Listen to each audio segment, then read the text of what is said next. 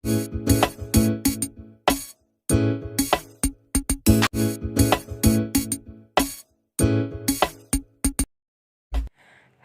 anak-anakku semuanya, Assalamualaikum warahmatullahi wabarakatuh.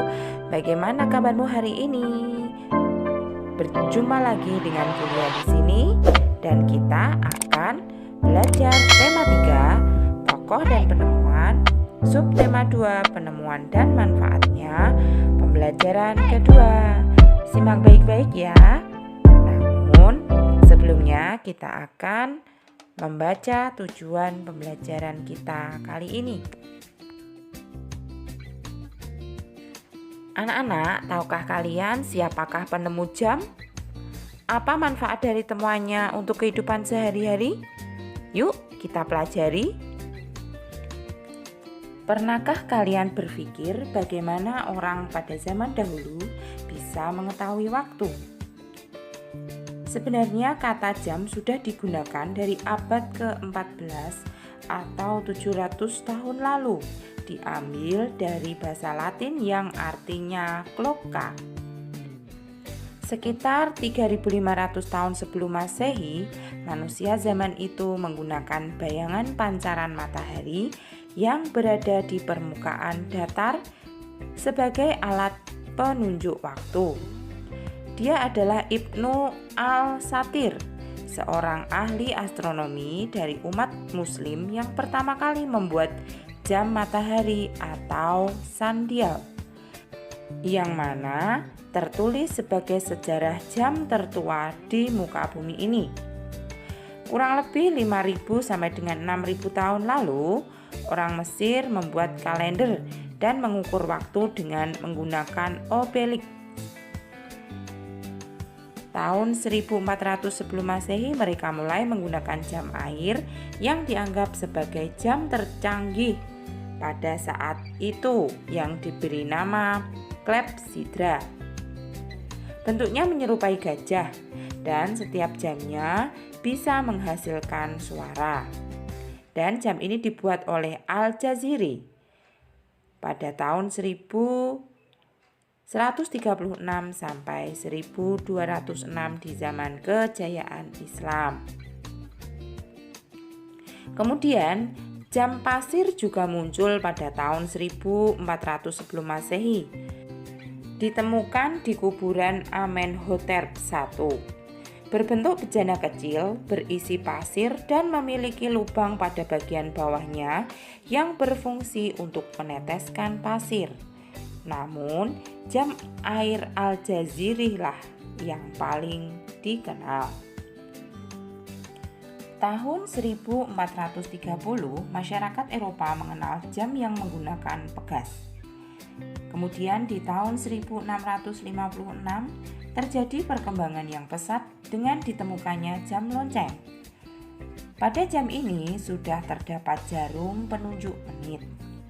Sedangkan di tahun 1920 ditemukan jam saku dan kemudian ditemukan jam tangan. Manusia terus melakukan inovasi untuk memiliki penunjuk waktu yang semakin tepat dan dapat digunakan sesuai kebutuhan pribadi. Sekarang teknologi jam sudah jauh berkembang. Selain jam mekanik, ada pula jam elektronik, contohnya jam digital. Manusia kemudian dapat menggunakan berbagai pilihan teknologi penunjuk waktu sebagai pedoman waktu pribadi dalam melakukan kegiatan sehari-hari. Nah, sekarang siapa yang tahu mengapa penemuan jam berkembang dari waktu ke waktu?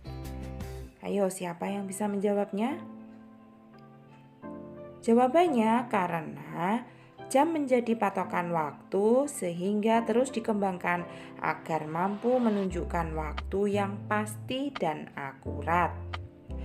Sedangkan apa manfaat jam dalam kehidupan sehari-hari?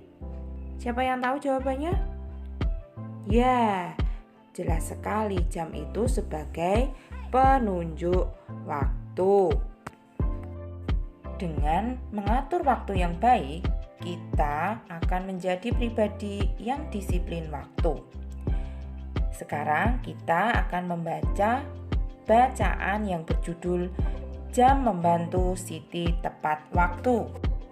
Dibaca dengan teliti ya.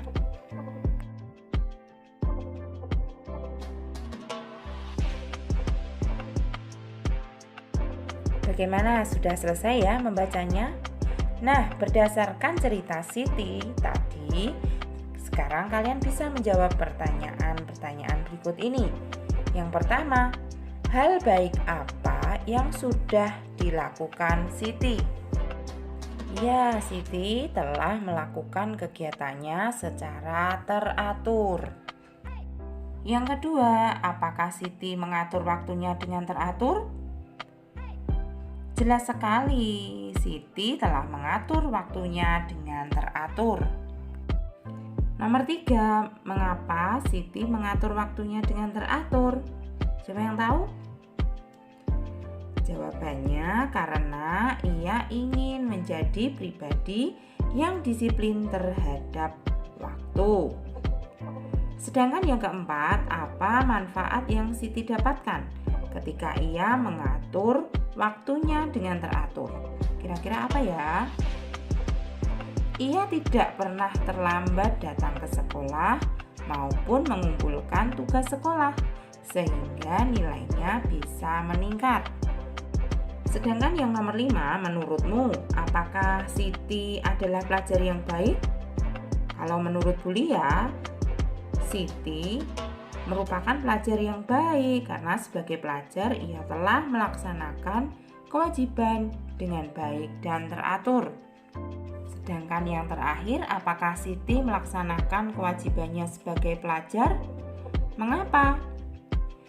Ya, karena hal itu wajib demi mencapai cita-citanya. Contohnya mengerjakan PR, belajar untuk materi esok hari, atau belajar untuk persiapan tes serta mengumpulkan tugas tepat waktu. Nah, mulai sekarang kalian harus mencontoh tindakan Siti ini. Mengatur segala sesuatunya tepat waktu. Datang ke sekolah dan mengumpulkan tugas tepat waktu adalah kewajiban seorang pelajar. Mengapa hal tersebut merupakan kewajiban? Apa dampaknya ketika kita tidak melakukannya? Siapa saja yang akan kita rugikan? Kalian bisa menyimak data pada kolom berikut ini.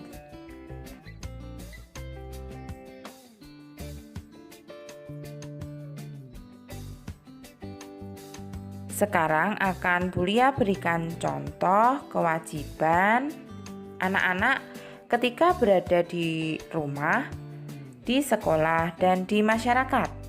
Ketika berada di rumah, kewajiban kalian sebagai seorang anak yaitu yang pertama adalah belajar. Setelah itu kalian harus membantu orang tua. Selanjutnya juga harus menjaga kerukunan antar anggota keluarga dan menjaga kebersihan. Sudahkah kalian lakukan kewajibanmu yang seperti ini di rumah? Kalau belum, kalian harus melakukan hal-hal tadi. Selanjutnya ketika berada di sekolah, yang pertama kalian harus datang tepat waktu. Mengumpulkan tugas juga harus tepat waktu. Kalian juga harus patuh terhadap guru. Selain itu, kalian juga harus menjaga kerukunan dengan teman. Sedangkan yang ada di masyarakat, kalian bisa mengikuti kegiatan kerja bakti, menjaga kerukunan dengan tetangga, menjaga kebersihan lingkungan, serta tidak merusak fasilitas umum. Kalian juga bisa menambahkan sesuai dengan pengalaman kalian dalam kehidupan sehari-hari. Nah, yang terakhir, kita bisa menarik kesimpulan apakah kewajiban itu. Jadi, kewajiban adalah sesuatu yang harus dilakukan dengan penuh tanggung jawab. Bagaimana anak-anakku? Kalian siap melakukan kewajibanmu supaya menjadi pelajar yang baik?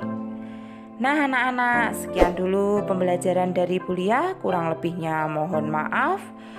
Burung camar terbang ke selatan. Sampai jumpa di lain kesempatan.